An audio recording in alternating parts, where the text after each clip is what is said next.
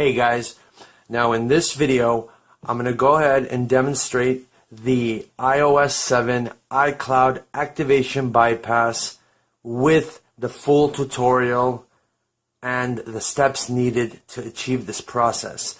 In addition to that, I'm also going to show you what certificates to insert into the phone in order to get service and other things working properly on the phone. So I'm going to start off by showing you the following. I have a phone here which it's on the activation log, so let's slide here. Now I'm going to just zoom in here. I'm going to show you something. It says I locked this phone as a demonstration. This is a phone of mine. Now this is truly locked.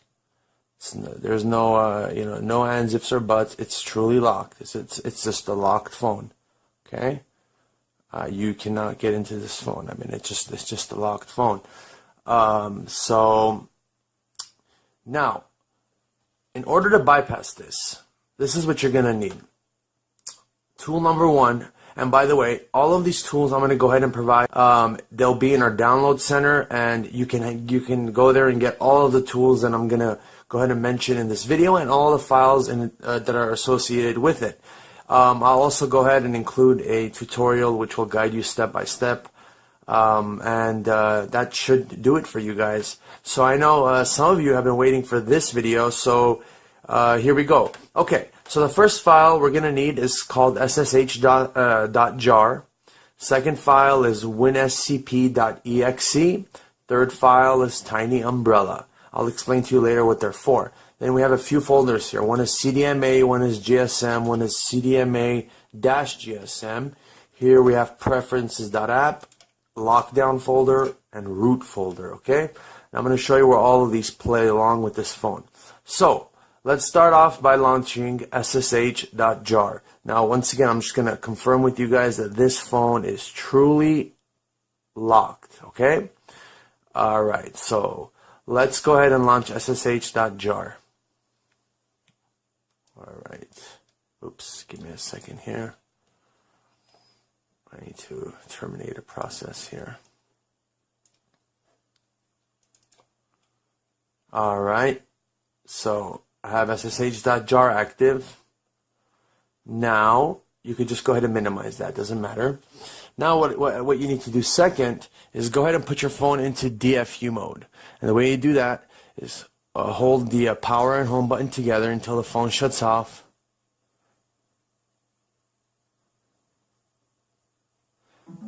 Now when the phone shuts off, let go of the power button. Keep your finger on the home button until you hear another indicator noise from the PC. And I'm doing this on a Windows 8 machine. There a command box will pop up and you guys should see that if everything's functioning properly. Give it a second or two. Then the second thing that you want to do is you want to go ahead and launch winscp.exe, this file here. Now in the background what you're hearing is it's actually putting the phone in DFU mode, back into recovery mode, back into DFU mode, and I can actually go ahead and show you what's happening. And there's a log here. Okay, this is just the SSH log, so let's go ahead and just leave that right here. Why not? Alright. So the phone right here, as you can see, it looks like it's doing something, but it's really not doing anything. So let's go ahead. The next step, we're going to open WinSCP. Let's go ahead and open that. It's going to ask for admin privileges. We're going to say yes. So when you launch that, the address you're going to want to put in here to connect to this device is going to be the following. You're going to want to go ahead and type 127.0.0.0. I'm sorry, I put too many zeros. So .0.0.1, and then the port number is going to be 2022. All right. Now the username generally for the iPhone is generic. It's login is root, and password is Alpine. All right. So now we're going to go ahead and log in. There's the connection log. All right, it logged in. Now this is what you're going to see. This is that WinSCP tool, okay? Now, the first thing you want to do is you want to mount the root directories on this phone. Now, the way to do that, on WinSCP, there's a little command line thing, terminal box here. You see up in the corner. Go ahead and click on that. Go ahead and disregard the message and just click OK. Now it's going to go ahead and authenticate and connect. Now what you want to type here is you want to type mount. So give me a second here. MOUNT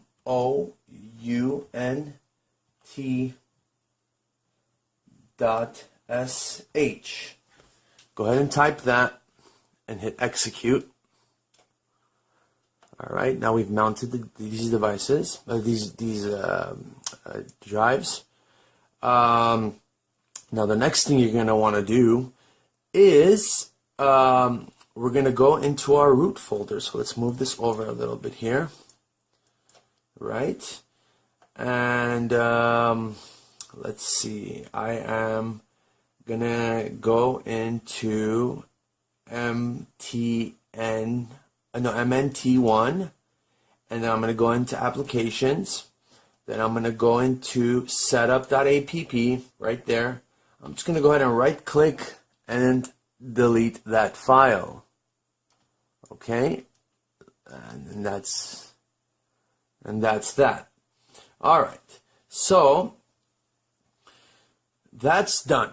We went ahead and deleted setup.app. Okay, now the next thing you're going to need to do is go ahead and put in some files into the phone in order for your phone to function properly, such as certificates and things of that sort. So what you're going to need to do then is click up here, go to your root folder. All right, and then what you're going to need to do is click on MNT1, and then on my desktop I also have, this is a CDMA phone, so I'm going to go ahead and select I'm going to go ahead and go with the CDMA GSM because it contains the files. So MNT1, and I also have them labeled MNT1 here. I'm going to select MNT1, and I've opened MNT1 here, applications, preferences app, and here, where do we have it? We have preferences app as well. So we're going to go ahead and drag this preferences app into here. Actually, you know what? Let's go ahead and let's go up one directory because I don't want to put it in a folder. And let's drag this into the preferences app. So that's that preferences.app folder. I'm going to drag into the applications app. It's going to say, okay, do you want to do it? I'm going to say go ahead and copy it. Now it's going to say, do you want to overwrite the existing one? I'm going to go ahead and say yes. All right, so we went ahead and did that. Now the next thing that you're going to want to do is you're going to want to go back into your root directory and go into MNT2 and also refer to the file here which says MNT2. Then you're going to see a file called root. So in MNT2 here also there's a file called root. You're going to open that library file there, open that library file there, open it here as well, and we have these three certificates. So what we're going to do is we're going to go ahead and select these three certificates from here and throw them into this lockdown folder. We're going to go ahead and copy. It's going to ask us, do we want to override? We are going to say yes. It's going to say, ask us again. We're going to say yes again and yes again. So we went ahead and did that as well. All right. Now, the next thing you also want to do is, actually, I have a secondary lockdown file. It's kind of a fail-safe, so I'm going to go ahead and put that in there as well. You can, if it's your choice, if you want, based on your results. So I'm going to go ahead and put that in there as well. Copy. And never ask me again. Just go ahead and replace all of those. and also the, no, not that area. Then I'm going to go back to root again, and I'm going to go into MNT1, applications, and I am going to replace preferences.app from here, which is extensive.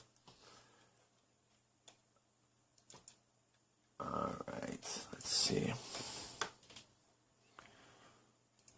Alright, let's go back up one directory. So I'm gonna go up one more directory because I want to put this in the applications folder. I'm going to take this preferences.app and put it in here. It's going to ask me, hey, do you want to do it? I'm going to say yes. And it's going to take a little bit of time. It's a lot of files.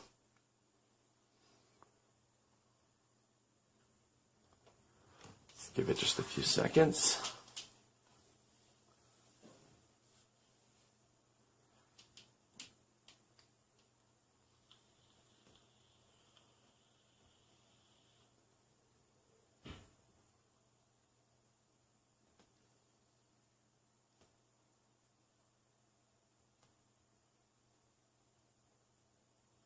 Shouldn't take much longer.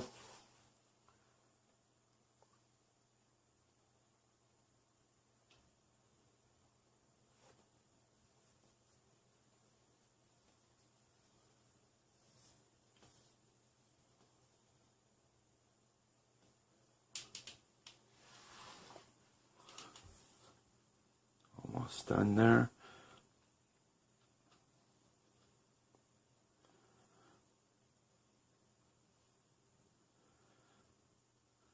Okay, that's done.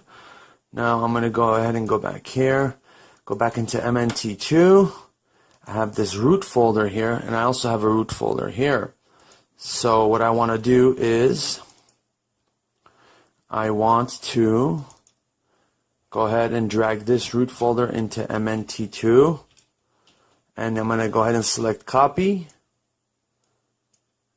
and that should have done that. Let me double check that real quick. Root, library, caches. Library, yeah, that's proper. So make sure I got all these lockdowns correct here. Let me go ahead and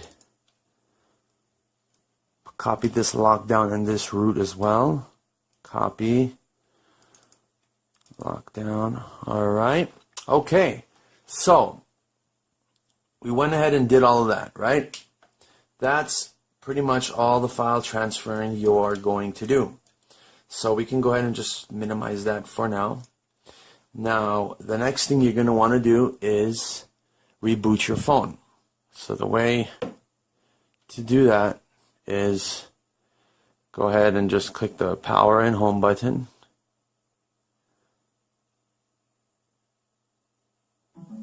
Okay, now it's going to give you an error when SCP. You're going to go ahead and disregard that because you're not even going to want to use this. Now, notice that your phone is in recovery, so that's normal. The next thing you're going to want to do is launch Tiny Umbrella. Launch Tiny Umbrella.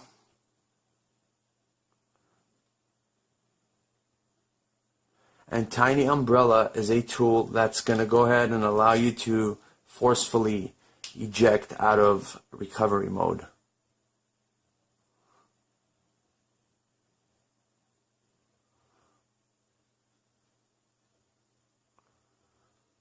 Alright. So in Tiny Umbrella, it looks like this. Just go ahead and OK those messages. That's our device right there. You'll see it on the corner there. All right, and hit exit recovery. And now our phone, and we can close Tiny Umbrella now. Let's focus on our phone a little bit. See what happens here. Not a small feat, guys, not a small feat.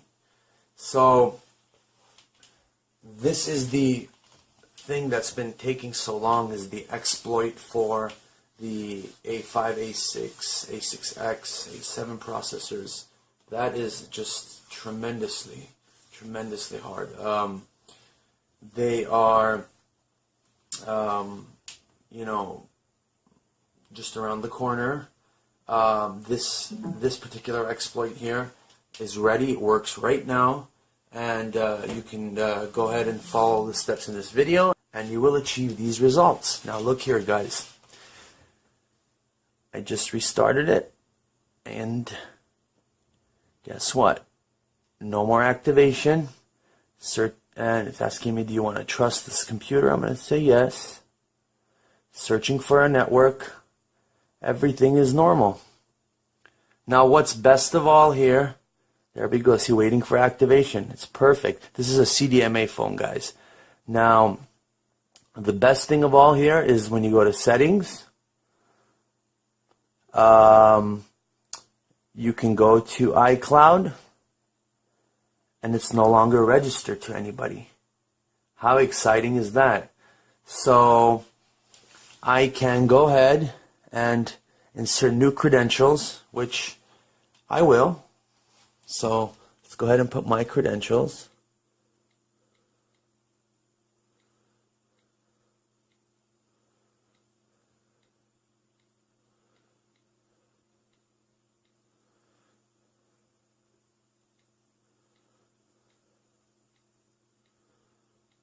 Okay, and I'm just gonna block the password there for a second, guys, because I can't reveal that. And that's gonna be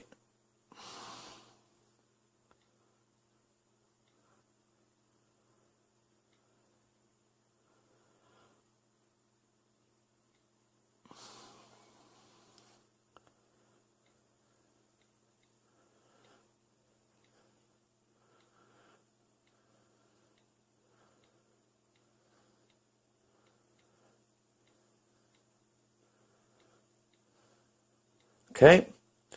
Now I'm going to sign in.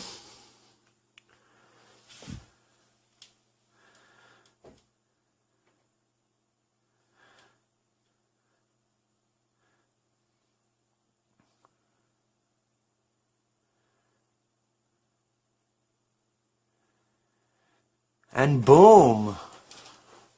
It says, do you want to allow iCloud? I say yes. Okay.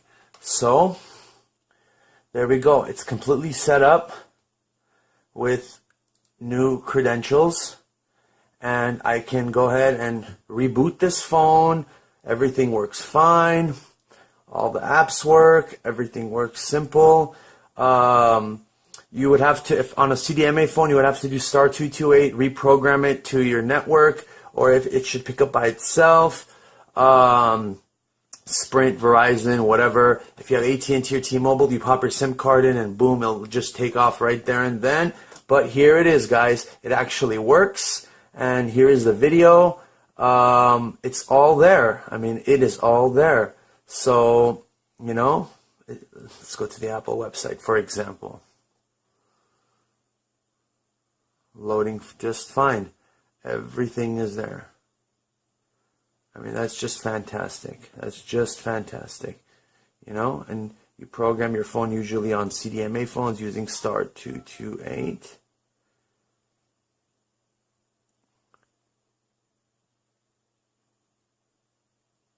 This is dialing, so you can program it. It's actually making the call. So everything works. And the biggest test of all. Let's go ahead and restart the phone.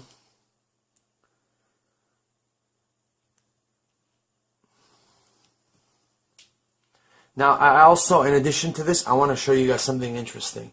I'm going to go ahead and log into my iCloud account. Oops. I'm sorry about that.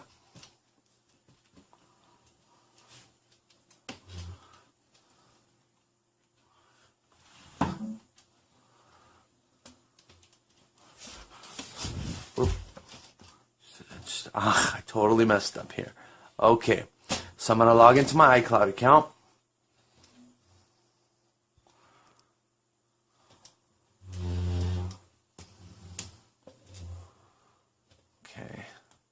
while that phone reboots.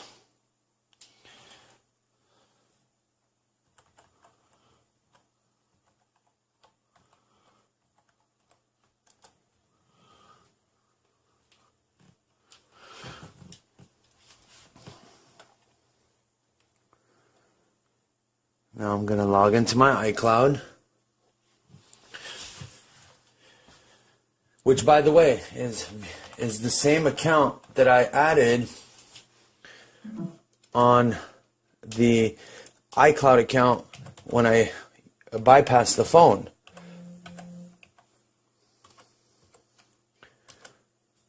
But you see, it loaded without the activation.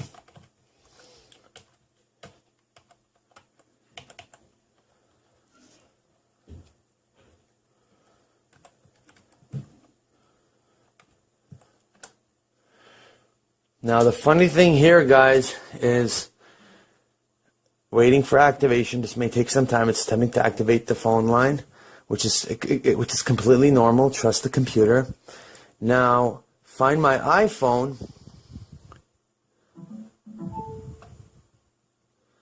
Thinks that my iPhone is still in lost mode, even though I've assigned new user credentials. So the new user credentials, even though they're the same, but the two don't see each other anymore. So you can use new credentials, and by the way, I have internet access. Everything is fine. It should be able to detect it normally. So you can add your own user credentials. You know, you can do your app store things and start buying apps, and use your phone normally, FaceTime, whatever it may be, and everything will work out fine. So there it is, guys. That's it. It works perfectly fine. The activation and the activation bypass does work, and everything is there. So even if I go try to attempt to turn it off, it asks me for the password. It's my account. It's a new account that I just added. So you guys can add your new account as well. And that's pretty much it, guys. A fully functional phone. No more disabled apps. No more nothing. You can restart. You can do whatever you want. And by the way, you can also reset the device completely through the phone, and it won't ask you for the activation code, the iCloud activation anymore, as long as you remove the iCloud credentials that you created. So as long as you remove those and you reset the phone internally, it will not ask you for the iCloud activation. And again, this works with your cell phone, with your cell line. Everything works normal, functional, and that's fully bypassed. Guys, thank you for supporting GadgetWide. Thank you for watching this video. Thank you for being very patient. There's more to come for the A5, A6, A7. And here it is. It hasn't been a joke. It's not a joke. It's been very tiring work for me. Guys, please post comments, post your articles. Let's, grow this community. And thank you for all your support and all your commitment.